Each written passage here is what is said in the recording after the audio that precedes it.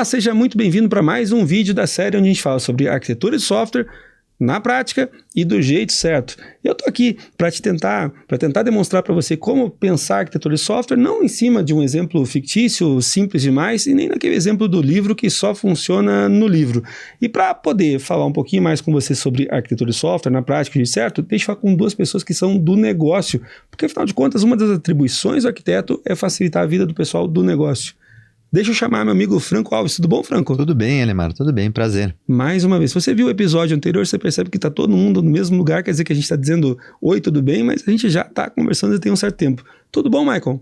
Tudo certo. Satisfação de novo aí. Muito bom. Aliás, destacando, você sabe que esse aqui é uma série de vídeos, eu já nem sei mais em que número que a gente está, mas o grande ponto é, se você está nos acompanhando, saiba que você encontra todo esse conteúdo, além de aqui no YouTube, também no Clube de Estudos, e lá você encontra uma prévia, né, dos próximos episódios. É bom, se você quer conhecer antes do nosso conteúdo, vai lá olhar no Clube de Estudos, o link está na descrição.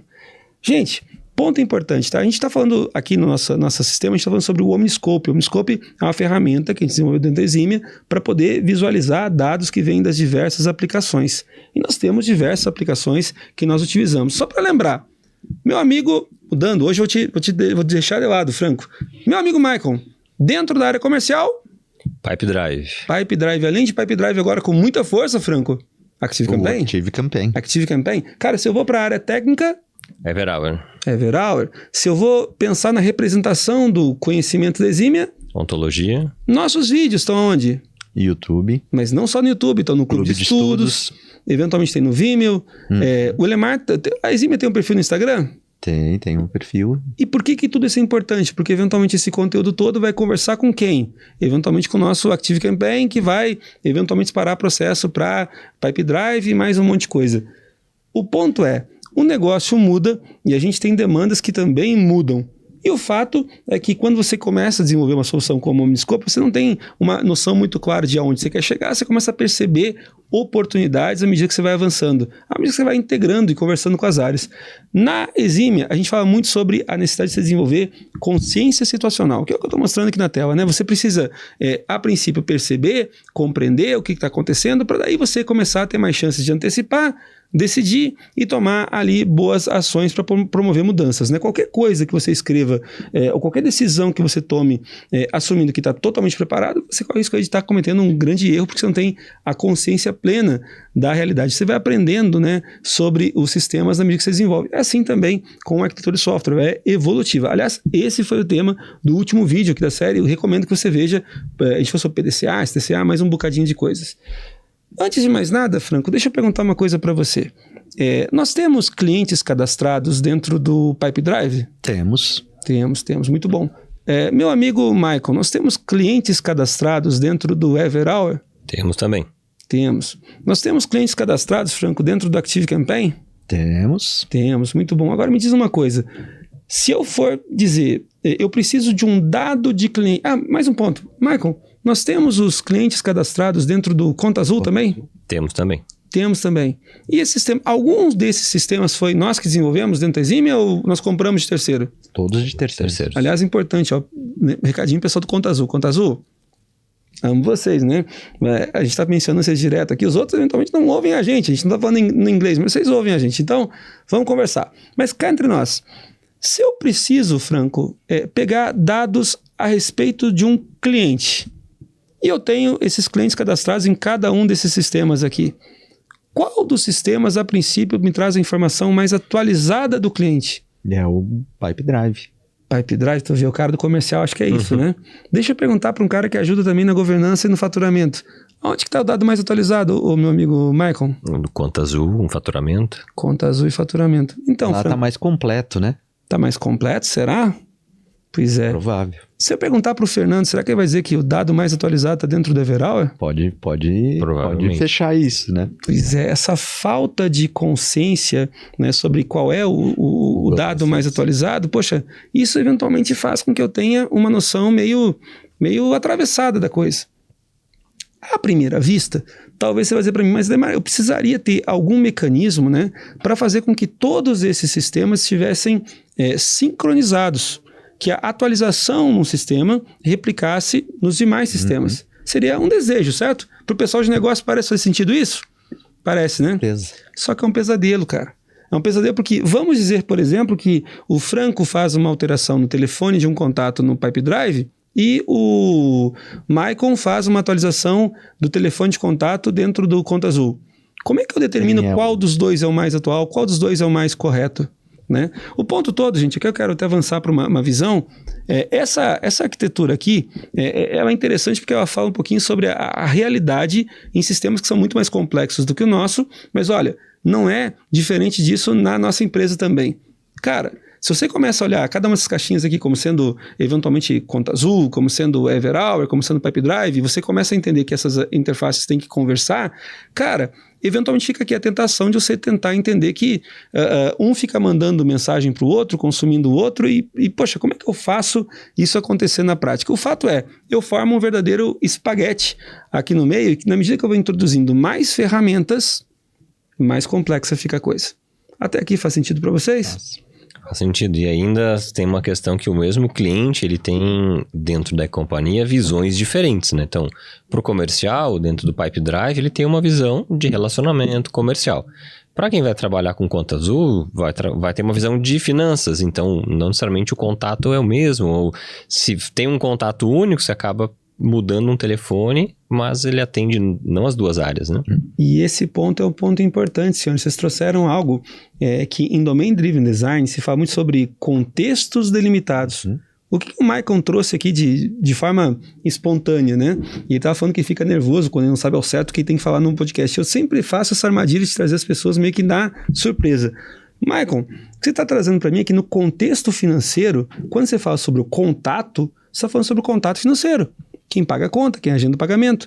Quando você fala sobre o contexto comercial, o contato não é necessariamente o mesmo financeiro, certo? Uma empresa maior, quem compra não é necessariamente quem paga na rotina. Então, o contato que você tem no cadastro do cliente do Pipe Drive, então eu te dá uma chance de novo, Franco, assim, ó.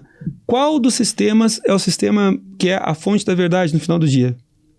O que vai estar mais completo é o Conta Azul no fim da história, né? Mas olha só, talvez não, Franco, porque, por exemplo, talvez o nosso amigo Maicon lá nunca vai colocar no Conta Azul a informação do contato comercial.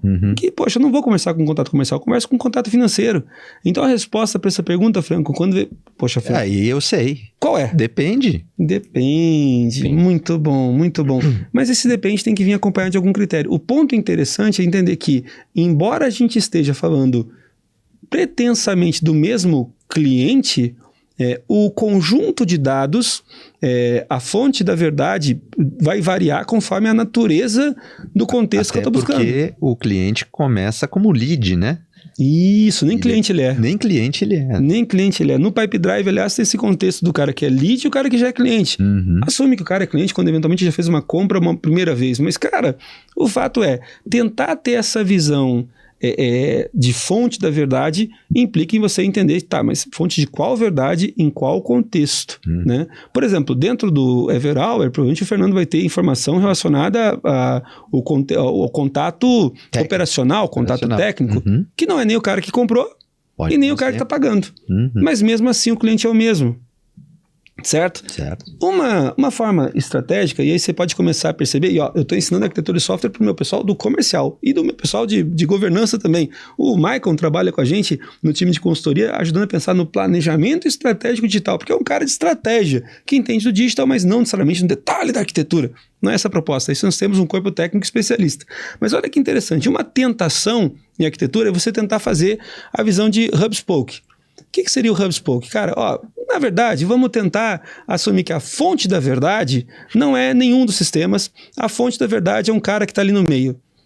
Por exemplo, um cara chamado Omniscope. O Omniscope está conversando com os diversos sistemas, então, quando você quer pegar essa visão integral, de uma maneira geral, você começa a assumir que você tem esse cara ali no meio. O ponto interessante para a gente analisar, entretanto, é que nem sempre isso é uma boa ideia. Por quê? Porque você cria um ponto único de falha. Acoplamento. E cria um bruto acoplamento em cima do Omniscope. Ou seja, não é desejo de ninguém criar um componente super centralizado, mas mesmo assim as empresas, às vezes, tentam resolver o problema dessa organização criando uma fonte única de dados. Por exemplo, vamos botar tudo num banco de dados só. Só que, cara, eventualmente quando você modela esse banco de dados sozinho, eu tenho que pensar e admitir que, poxa, no comercial eu preciso das informações comerciais. Na área de finanças, por exemplo, eu vou estar preocupado com faturamento. E até controle de acesso de tudo isso, né? A complexidade aumenta muito. Não, porque cá entre nós, né? Você começa a mostrar... Quem nunca viu aqueles sistemas, né, que são modelados com uma tela para cadastro, e você tem as abas, né? Tipo, tem um conjunto de campos que são normais, e aí você tem... essa aqui é a aba do franco, essa aqui é a aba do comercial, essa aqui é a aba do faturamento. O problema todo é que essa divisão também viola daqui a pouco o LGPD, né? Porque eu tenho dados sensíveis que eu não posso ficar compartilhando para todo mundo. A governança desse dado fica centralizada. Então, essa figura central e monolítica também não é uma boa representação, né? E a gente precisa entender um pouco melhor essa visão. Mas o ponto interessante, Franco, eu quero... essa visão também de aplicação e você começar a ter essa visão desse banco central não é uma boa ideia. Esse depósito geral de dados não é uma coisa legal. Agora, como que a gente chega ao entendimento aqui, tá? É interessante que você comece a pensar em relação às aplicações. Você começa a pensar que tem, para determinados conteúdos, tem fornecedores de dados e tem, eventualmente, aqueles que são consumidores de dados. Deixa eu dar um exemplo prático aqui, tá? Quando a gente fala sobre o faturamento da Exímia, como é que a gente faz para rodar o faturamento? A gente pega a ferramenta do Everhour, certo? E a gente faz uma sumarização das atividades do mês. Então, o Everhour é o data provider das atividades que foram executadas.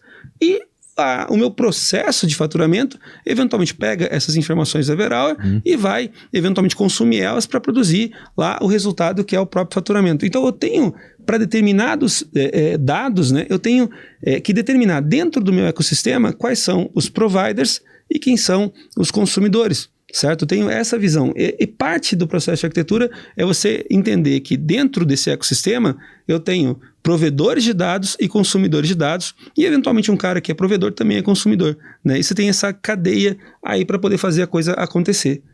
Esse entendimento, e aí tem uma coisa interessante, né? Esse entendimento de quem fornece e de quem consome não é uma coisa tão técnica. Na verdade, não é nada técnica. Ela está muito associada ao domínio.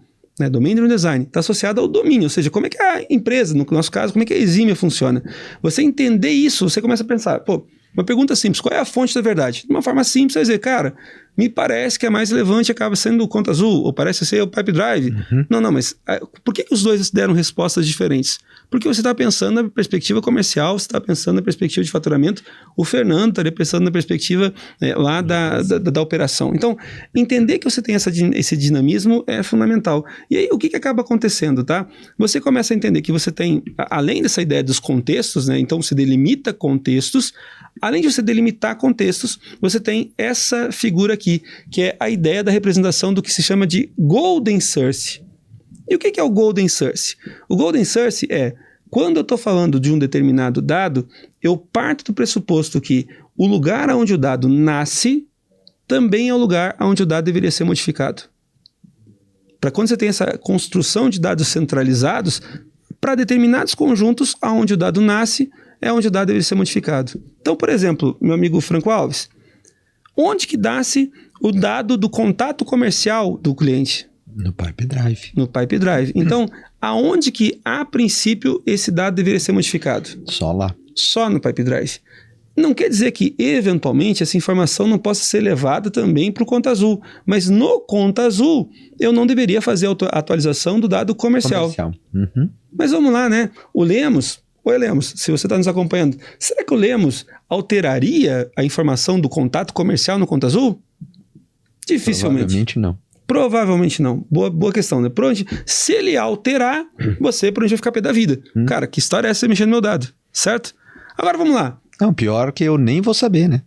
Porque ele vai alterar lá no Conta Azul, né? Isso. E eu não tenho acesso a esse domínio, né? Agora tem um ponto que é interessante, tá, Franco? E alterar no Conta Azul não chega a ser um problema. O problema é todo durante o processo de sincronização que eu vou tentar desempenhar, eu pegar o dado do Conta Azul e puxar para o Pipe. Entendi. Entende? Na verdade... Aí é problema porque eu não vou conseguir falar com o cliente. Exatamente, porque você, a princípio, vai estar vendo uma informação de contato errada. Então, essa definição dentro da minha empresa de quais são as fontes da verdade para determinado momento começa a me ajudar também a definir quais são também as minhas soluções de verificar aqui quais são os meus golden sources, né? E esse entendimento dos golden sources eventualmente facilita o processo de arquitetura quando você começa a pensar sobre um aspecto importante para a arquitetura, que é exatamente essa integração. Como é que eu vejo essa integração de sistemas? Por exemplo, onde é que fica apontado as horas, o volume de horas que foi trabalhado dentro do Everhour? Então, a princípio, a informação que vai ter dentro do Conta Azul para controle é uma sumarização do que veio do Everhour, né? Então, cara, o Conta Azul não deveria atualizar essa informação nunca, né? E mais, mas eu não tenho controle, né, mais sobre o campo lá para travar o campo. Mas o próprio processo de negócio vai fazer com que aquela informação não seja atualizada, e se eventualmente ela for atualizada, tudo bem. Num próximo sync, ela vai ser sobreposta de novo. Mas é importante nesse processo de arquitetura que você entenda quem é a fonte da verdade para cada porção. E isso faz toda a diferença. Essa discussão é a discussão, aliás, que a gente diz que é fundamental para a arquitetura. E como é que ela pode ser conduzida? Na minha experiência, ao longo de quase 30 anos criando software, a melhor ferramenta, a melhor técnica, framework para pensar sobre isso acaba sendo sempre Domain Driven Design. Por quê? Porque você vai aprender a partir do negócio. De novo, o Lemos não tem motivo nenhum para alterar a informação sobre o contato comercial. Da mesma forma, os Gustavos, por exemplo, que trabalham com a gente, não vão ter motivo nenhum para alterar a informação do contato financeiro. Poxa vida.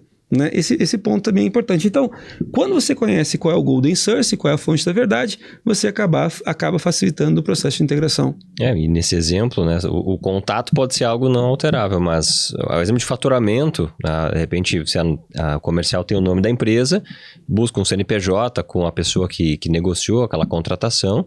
Quando o faturamento vai executar, emitir a nota fiscal de cobrança, bate lá no financeiro da empresa contratante e diz, não, mas esse CNPJ aqui é outra filial. A gente recebe faturamento pela filial A ou pela B.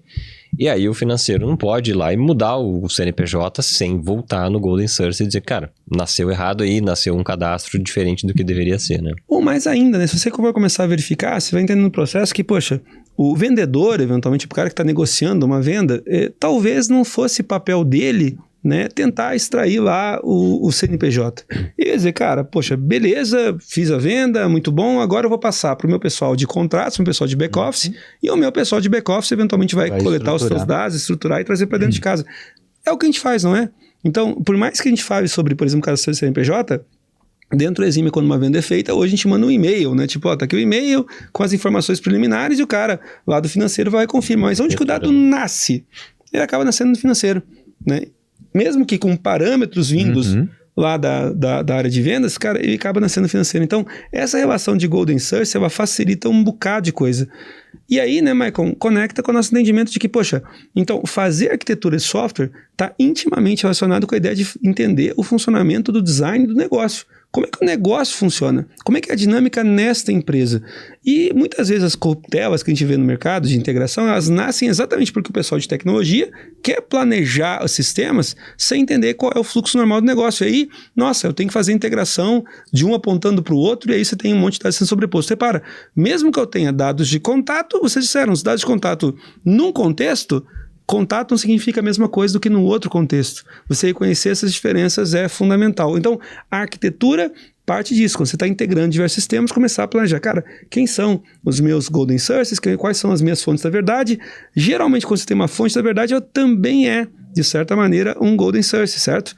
E esse ponto é importante porque daí você começa também a perceber que dentro de uma organização, você precisa, além da discussão sobre cada aplicação, não basta para mim falar sobre só o Everhour, não basta falar só sobre, eventualmente, o Pipe Drive, ou eu tenho que ter essa visão mais holística. Então, eu tenho essa camada de dados, que aqui não é física, na verdade, é muito mais um conjunto de definições, guidelines, guardrails, para poder determinar como é que essa orquestração vai acontecer. E aí também vai se pensar, eventualmente, como é que essas integrações acontecem. Por exemplo, Elemar, eu tenho, por exemplo, a visão lá da integração entre o Everhour e o nosso amigo Everhour e Conta Azul, para poder fazer o faturamento. Cara, primeira coisa que acontece é, beleza, o Conta Azul, o Everhour oferece lá uma API, certo? Então, muito bom, o Everhour oferece uma API, então dá para ler direto do Everhour? Dá. Pergunta é, será que a API é o jeito certo de fazer essa integração? Resposta certa à sua pergunta, Franco? Depende. Depende do que, por exemplo? De uma coisa chamada temperatura do dado. Você já ouviu falar sobre temperatura do dado, meu amigo Michael? Não, temperatura do dado não. Temperatura do dado não? Então vamos lá. Michael, se eu dissesse para você que eventualmente você tem a demanda de um dado frio, às vezes tem a demanda de um dado quente. Talvez comece a ficar um pouco mais claro. Deixa eu perguntar uma coisa, Michael. Você vai fazer, por exemplo, uma reunião com um planejamento estratégico de uma grande empresa, certo? Reunião do conselho. Cara, quando o conselho sentar para conversar, eles querem falar sobre o que está acontecendo nesse momento na operação, ou eles querem falar sobre, eventualmente a discussão acontece sobre o último trimestre, para a gente começar, no final do trimestre que está analisando esse trimestre consolidado. Se fala sobre o dado de ontem, numa reunião de conselho, dificilmente. Geralmente é sobre o dado, então o dado quente que é o que está pegando nesse momento, né? O dado quente, não, esse é o ponto, o dado quente é aquele que está sendo gerado nesse momento. Uhum. Cara, eu não preciso do dado sendo gerado nesse momento, eu estou falando sobre uma janela que não é exatamente operacional, não preciso ter... E aí, gente, o que acontece é que, poxa, muitas empresas envolvem, por exemplo, ferramentas de BI ou de análise para visão estratégica que deixam você configurar e acessar o dado em cima de um histórico flexível, incluindo, inclusive, o dado em real time. No conselho, geralmente isso não é necessário.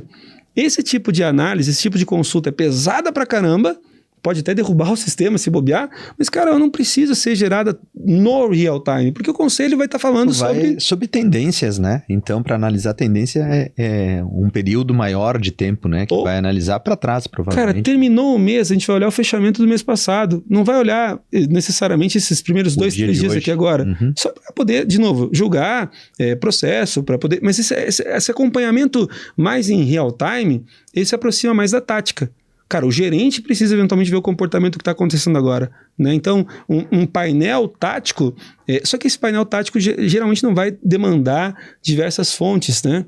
Então, mais uma vez, cara, se por acaso eu não estou precisando de um dado quente, talvez o melhor lugar não é buscar a partir de uma API, talvez o melhor lugar é buscar a partir de um RDS, ou seja, eu tenho esse dado já consolidado, já projetado, e aí eu vou estar fazendo, eventualmente, lá, alguma consulta de manipulação para poder entender, mas eu não vou estar pegando as informações que estão sendo lançadas naquele momento. Então, API versus RDS, para lembrar, RDS é Read Only Dataset. Cara, a princípio eu presumo que esse provider, no lugar de ficar fornecendo dado toda hora, ele tenha lá uma outra infraestrutura que vai ser dedicada a fornecer esse dado consolidado e não vai onerar aquele primeiro provider para gerar a resposta. Então isso também é interessante, mas só que quem é que vai conseguir determinar a temperatura ideal do dado?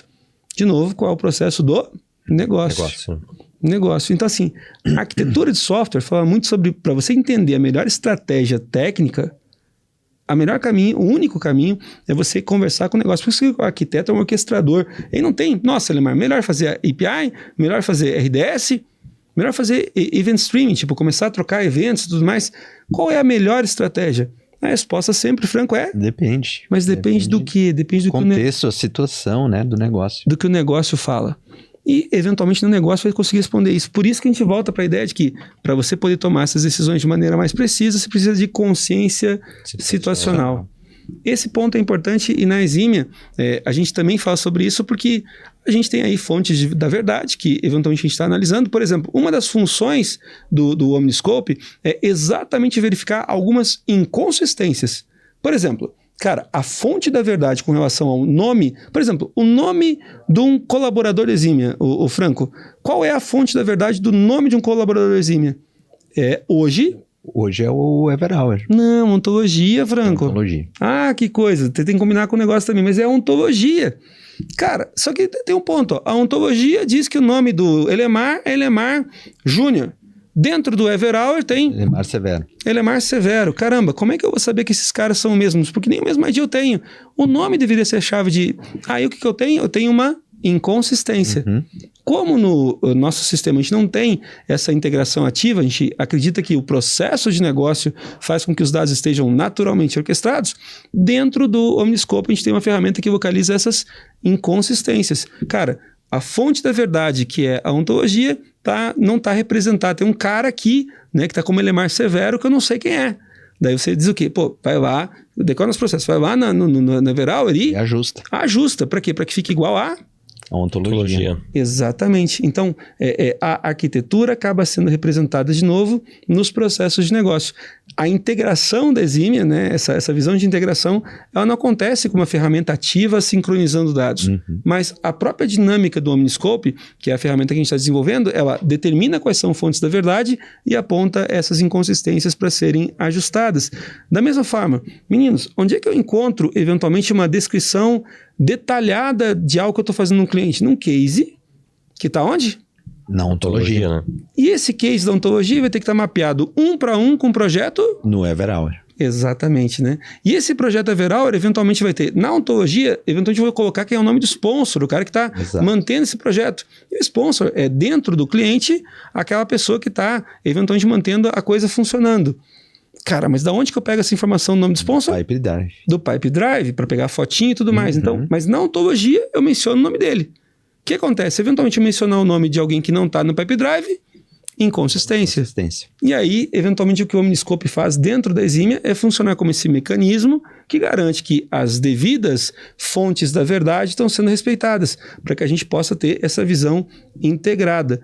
Porque se eventualmente a fonte da verdade não está replicada, se eu tenho alguém falando alguma coisa que não existe na fonte da verdade, não existe num Golden Source, cara, aí o negócio é você ir lá e ajustar. Ou você ajusta o Golden Source para replicar para todo mundo, mas assim, não é sobre atuação automática, você tem que tomar essa decisão racional. Essa padronização é super importante, né, Lemar, para depois conseguir fazer toda a avaliação dos dados, né? Sim. Imagina horas lançadas no Elemar Severo e horas no Elemar Júnior, né?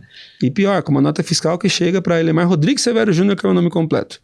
Né? E aí você já começa a ter essa bagunça toda. Agora, por exemplo, o CPF do Elemar, ou o CNPJ de uma empresa que emite uma nota contra a Eximia, está no Conta Azul. Conta Azul, né? Conta Azul. Eu não preciso dessa informação dentro da ontologia, até porque a gente tem cuidado com LGPD, fontes da verdade, mais um monte de coisa. Então, assim, pensar nesse momento sobre a arquitetura dos dados é fundamental para que você comece a pensar direito na arquitetura das aplicações. Quem são os teus data providers?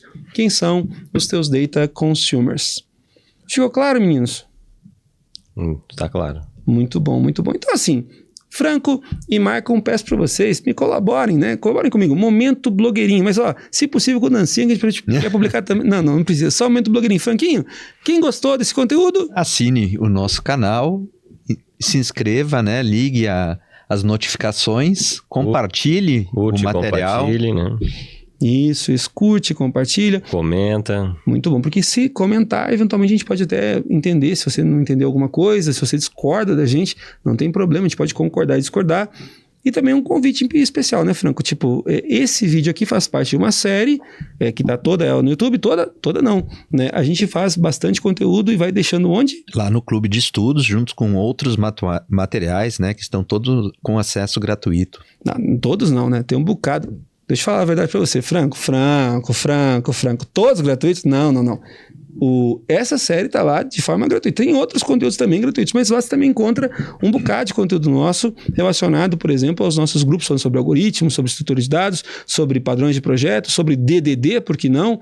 Nós temos grupos de estudo onde você pode ter um bate-papo mais direto comigo, assim como os meninos estão tendo, perguntando para mim as tuas dúvidas. E também tem não sei quantas horas já produzidas. O Franco tá ali desesperado, tentando controlar uma tosse. Se precisar tossir, Franco, não tem problema não. Mas, ó, quero agradecer aí pela tua companhia e fico aqui bastante ansioso para saber as tuas opiniões e a gente avança. Te vejo no próximo vídeo. Grande abraço e até uma próxima.